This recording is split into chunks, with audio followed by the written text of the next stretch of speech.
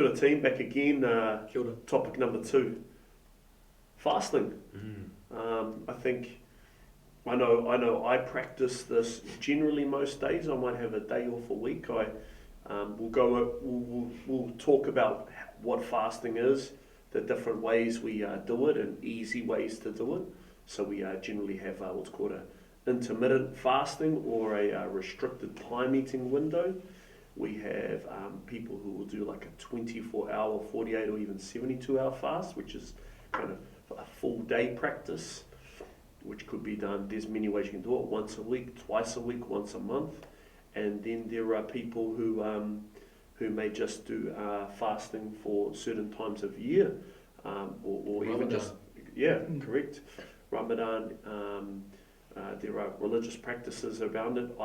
I'm inclined to think that these religious practices are intertwined with ancient health practices, some sort of a cleansing in a way, but also, in terms of mice and human studies, we're starting to get a lot more positive stuff, even from the longer fasts, from 72 hour, which is a 3-day, even right up to 5-day, and how they can be correct, because it's effectively cell regeneration in a way. We're reducing the stresses on the body, and it goes into this interesting kind of repair zone where it really spikes its stem cell regeneration, particularly in the intestine, which is like our guts, our puku, and how that kind of starts overflowing to the rest of our body. But yeah, we're going to go over fasting. We want to hopefully give some easy ways to do it, some why to do it. But maybe we'll start with intermittent fasting, simply because that's kind of probably the most commonly practiced one. I'll do a little bit of chat on how I choose to do it and why I choose to do it, because I find it really easy. But I basically skip breakfast and I have a late lunch. I'll eat between 12 and 1, and I'll stop eating between 8 and 9. So I effectively don't eat for about 16 hours, and I create a approximate 8-hour window to eat.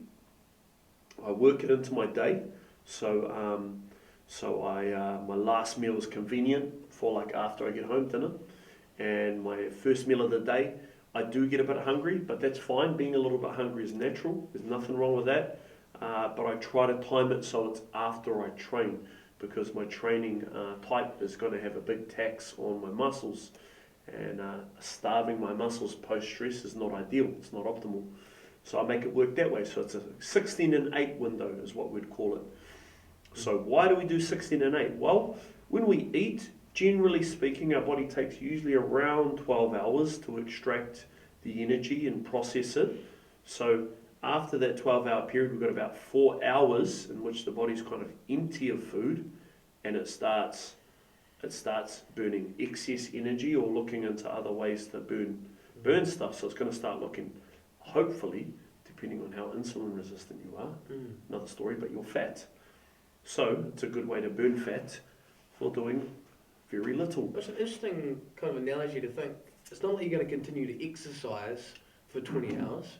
Why would you continue to make your digestive system do work? Correct. If you give it a chance to actually recover, that's right. It's going to be able to reset. There's a lot of research with stem cells. Correct. So we have probably the most fast recovering and active. Jay, you might know a little bit more about me on this one, but to my knowledge, the most fast recovering and active stem cells are going to originate in our guts. So as soon as they are deprived of nutrients or food, which is like work to them, food in our guts is like them going to work. It's stress. They've got to work, and as soon as they're empty, they can start healing themselves. So I believe in terms of a mechanism aligned with good health for our internal organs, fasting is a crucial part of that, as opposed to today's dialogue, which is about what stuff can I put in to make me healthier. A big part of it is going to be about what can I leave out, give it a rest, It's a natural part of our evolution as well. I believe so. You wouldn't have been able to eat You know, for a couple of weeks on end, you might catch the beast. You'd feast for how many days? Yeah, it's all a feast and famine. Yeah. Like if we couldn't survive 16, 18 hours without food, we wouldn't be here right now. Correct. So we're incredible adaptive machines that have managed to. The best. Yeah, we can power through days without food. Up humans. Yeah. Represent humans. Yeah. Right. Bang on. We you know, for example, you know, I know that a lot of our people are affected with obesity and things that are going to flow from that. And this is one of the, in my opinion, it's one of the best things you can do. It's also easy to do daily. You know, you start by skipping your breakfast. It can become a daily habit. It doesn't cost you anything. It's free. There's no diet plans. There's no nothing. It's very simple, and you save time, right? Because I eat less. It's pretty simple. So to me, it's a perfect, what I call a macro, which is a large, not solution, but part of it. Something that everyone can do really easily. It costs you nothing. That's right. Convenient. Am I saying we need to do it for children? Not necessarily. They're different. You know, they're growing. Is it terrible for children? No, not really. I don't think it is. Am I encouraging it? No. I'm speaking about people, our adults. To me, fasting has been better for my brain function. I'm not getting this big spike from my food in the morning, which actually makes me feel a bit, I don't know, I go into a bit of a lull. It makes me feel a bit gluggy and slow. So removing that, it keeps my brain going. Plus, I'm not a huge guy, but I'm a larger guy, and I don't find any issues with going without a bit of food till later on as well. You know, there's no issues there. Actually, I haven't done it that much. Okay. I've had instances where I've fasted, but probably not. For long periods of time. Yeah, I had done it just by chance. Yeah. By chance. A lot I of was doing it because I was working the morning shift. And then you're And I like, you worked at forget to midday, and I just wouldn't eat. a lot of people are doing it already in a way. You know. they're close, but because it's not like a ritualistic thing, Yes. they reach the end point of their fasting and they get really hungry, really And they make angry. a poor choice. Yeah, the poor choice. Correct. That's another huge thing about the whole fasting process. That's right. Is when you break that fast, you don't want to be breaking that fast with something rubbish. that's with rubbish food, anything that's Especially since that guts. packaged. Saturated fat, hydrogenated oils. Just- the body doesn't even just- know how to digest. Just get rid of nutrient deficient food.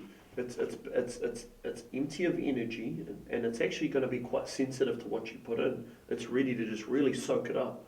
So if you put some good stuff in there, your body's going to utilize that. So that's another part of it, man. Like, okay, you're going to fast, cool. Well, make that first meal good. You know, what do we mean by good? I mean that's a contentious topic in itself. Whole food. That's right. Real food. Just actual food. Is it in the category of fruit, vegetable, or a clean animal product? Is it in that category? Yes. The lean protein. Then it's going to be okay. Correct. Yeah, a good quality protein, right? If we're talking about proteins, is it locally sourced, and is it a clean option? If we're talking about fruit and vegetables as well, local is the most powerful. It hasn't had to be transported. It hasn't had to lose all the nutrients and be kept in an unnatural state. So keep it simple. We're not going to give you meal prep plans here or anything like that. But yeah, seriously, man, keep it simple. You know, I'm inclined to say a beef salad is going to be better for you Actually, than. why not? Hauora brother meal prep, like meal programs. Oh. let's get our message out to the wider world, and then yeah. Also, like nuts, beans, legumes. You're saying with that as well. Yeah, so absolutely nuts. Good Pretty, quality protein. Yeah, good quality nuts as well. Now there are people who do like legumes is one of the families of food that some people might have digestive challenges with. It's pretty common, and nightshades like your eggplants, tomatoes. Yeah, so those are really common. So as a general rule of thumb, we try to keep it pretty simple, but like just keep it to like, as I said, just veggies, fruit and meats. And the only reason we say that is because regardless of where you come from on the planet, there's likely that your background, your guts are able to cope with that stuff. We still keep it pretty simple on that front. Yeah. I feel like fasting is a good opportunity to find out what is good and what is bad for you personally. So True. if you That find, first meal, yeah, how you respond to it. yeah, because Yeah. if you've got some issues, say like if you have autoimmunity problems, which is always an easy one to go back to, you're not going to know what is actually causing the problem until you isolate all your individual foods. So say if you Control the variables so you figure out exactly what's Yeah. affecting you. Yeah, if you went through like a whole lot of garbage in a garbage can and then you dropped like a little nut or a spanner or somewhere in the middle, you've got this big long list of things you've thrown in, but you don't know what is actually like going to, say like if you chucked it down your garbage disposal unit, you don't know which one is causing that ding ding ding ding ding ding ding, ding, like the smashing. Yeah. So say if you were to try and figure out what is wrong with you, what's making your gut sore, what is Eat causing nothing but nightshades for the day. yeah, you'll find out pretty quickly. That's an elimination way to do it, eh? Yeah. In terms of achieving that intermittent fast, a lot of people will have a battle with it. We need to adapt to things like all things. If I've been eating breakfast my whole life, and I tell you to stop eating breakfast, you're going to get hungry. You're going to be I'm telling you pretty that right hungry for now, the first couple because of days. your brain is expecting some energy, because that's your big energy consumer, the good old brain. So it's going to take, and I've tried it with clients before. You know, I'm 108 kilos and I skip breakfast and I'm fine, and then I've got guys who are 80 kilos skipping breakfast and moaning because they're struggling because they're hungry. You know, so it will take an adaptation. So I suggest bleeding into it. So the structures I've always suggested is going from 12 and 12 to 10 to 14 and 10 to 16 and 8. So start at 12 hours without eating, 12 hours eating, and that's about the full cycle of clearing your guts out. About 12, generally speaking. Okay, give or take a wee Which bit. isn't too hard if you sleep for 8 hours. Not really. That's a big. If you're getting quantity a of good time sleep, it should while be you're even sleeping. easier, right? Yeah. It's 8 a.m. to 12 p.m. then you Correct. start eating. Yeah. You shouldn't be ravenous to eat first thing in the morning either. That you're probably deprived the day before, and maybe there's some disruption in your sleep if you're waking up going, shit, I need food. Yeah. There's something's out of whack there. Oh, that's another thing. It just reminded me, when you eat before you go to bed, like we all know that you shouldn't really eat right before you go to bed, but one of the problems it causes is it'll spike your insulin levels while you're asleep. Correct. So then while you're asleep, you're suddenly going to feel like crap. You're going to wake up and feel horrible, even more groggy than what you usually would, even if you've got a good sleep. And then you're going to be really hungry first thing in the morning. I feel like this stuff should be educated at a young age. It's Should. like sleep to correct. to Well, optimize your sleep. That's our job as parents, right? Yeah. I mean, let's be real. Like, yeah. So we're here doing our little bit, you know. So any of the whānau out there with some little tamariki or pepe out there, you know, that is health 101. 8+ hours sleep.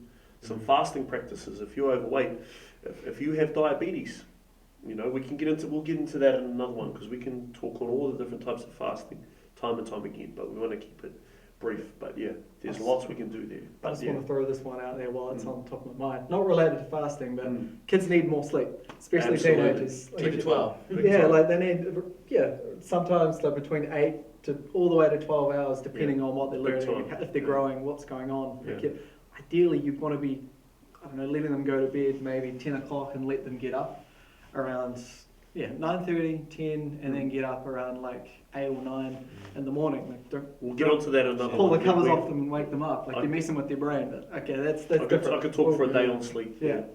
Sure. We'll move on from We're that. going to move on. Yeah. Fasting 101. Sure. Yeah. Part 1. Sure.